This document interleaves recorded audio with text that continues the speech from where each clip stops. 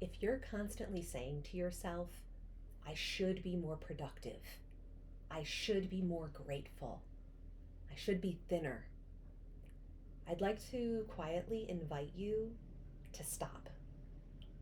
Not because you're wrong, but because should is stealing your joy. What if joy isn't something you need to earn? What if it's something that you can choose right here, right now? Hi, I'm Dr. Julie Delich, and today I wanted to talk to you about how to stop shoulding on yourself and instead start choosing joy intentionally, compassionately, and completely unapologetically. So let's talk for a moment about the tyranny of the word should. It sounds reasonable at first when we make should statements. I should exercise more. Sure. I should get more done. I should have it all figured out. But what makes these things so toxic is that they're rooted in this guilt and shame that you're not doing enough right now. And it ends up not being helpful. It ends up being harmful when we think using the word should. So I wanted to share with you my own personal story of the word should.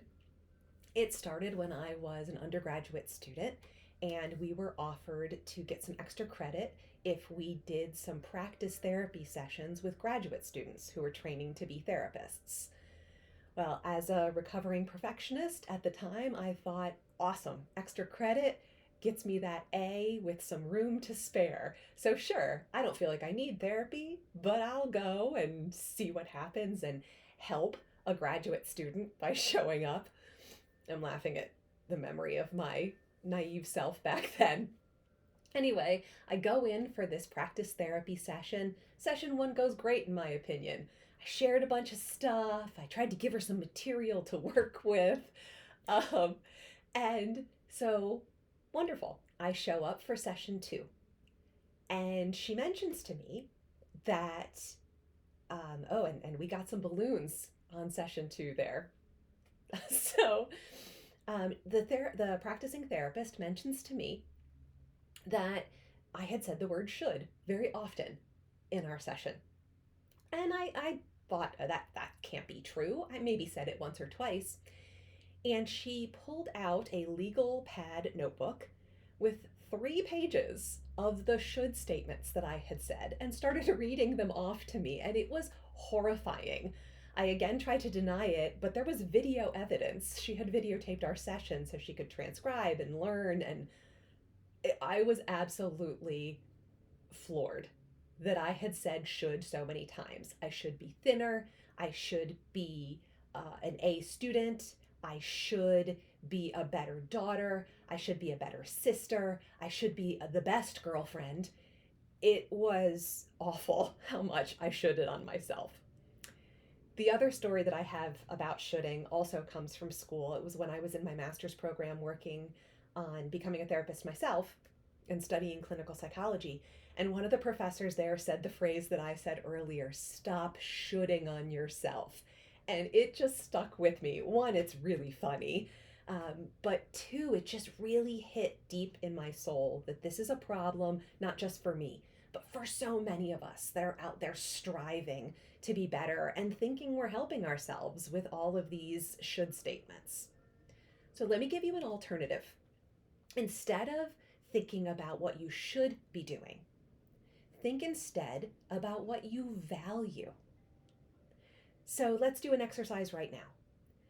I'm going to ask you to think of 3 moments when you felt the most alive and fulfilled lately.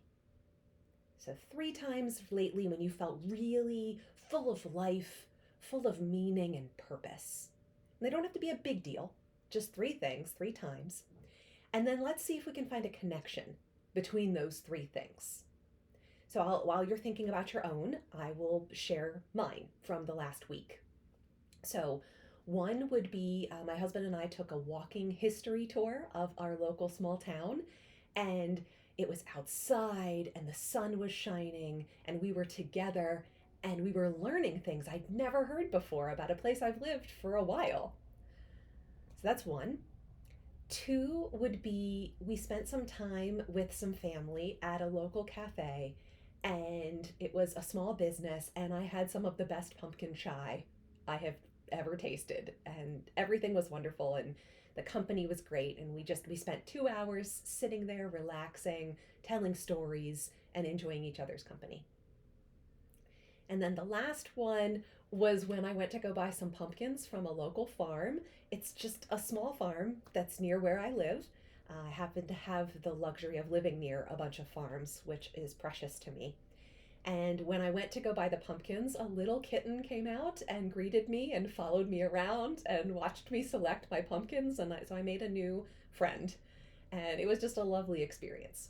So those are my three recent things. And when I think about what the themes are between those three things, it's nature, being outside, being in the community, connection, so being with people that I love or connecting with an animal, and supporting local. All three of those things were around local businesses, local events, local history. So those three themes are things that I value really deeply. So think about your three things and what kinds of things do they have in common, and that can lead you to what you value and what really matters to you.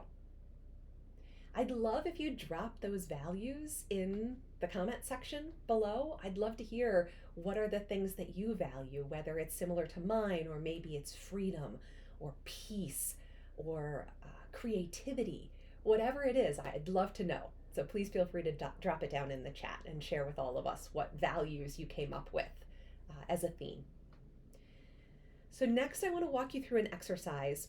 When you hear yourself thinking or saying a should, what do you do with that? Let's change it and reframe it into a value and a choice. So here's some examples. So instead of saying, I should work out more, because sure, I should, instead, let's change that to, I value health and movement, and so I choose to move because it feels good. So do you see the huge difference there? One is I should do something and it's riddled with shame and guilt and not enoughness. And the other is I value something and I choose it. It's so much more empowering. So let's do another example of shifting a should to a value and a choice. How about I should put away my clean clothes? Oh, I'm so guilty of this one. They're sitting up in my room right now, clean in a laundry basket. So how about instead of I should put away my clean clothes, I value a clean, organized house. And so I choose to put away my laundry because it makes my life easier in the long run. So taking the guilt and shame I just felt and changing it into a choice based on a value that I hold. So that's a strategy you can use. Should change to value and choice. And so I want to challenge you this week to catch your should statements. Whenever you catch it, do that little trick. Change it to a value and a choice that you're making. Because here's the truth. Joy doesn't come from perfection. It comes from presence.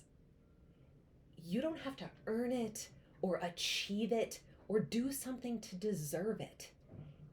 You simply have to allow it to be there. So next time that voice inside says, I should, take a breath and ask yourself instead, what do I value? What's meaningful to me? And what do I choose to do? If this message hit something inside of you, like I hope it did, please don't forget to give this video a like, subscribe, and maybe share it with someone you think it would help to bring some joy into their life. And somebody maybe who needs a little permission to stop shoulding and start thriving. This is your reminder, joy's not out there. It's within you, right now.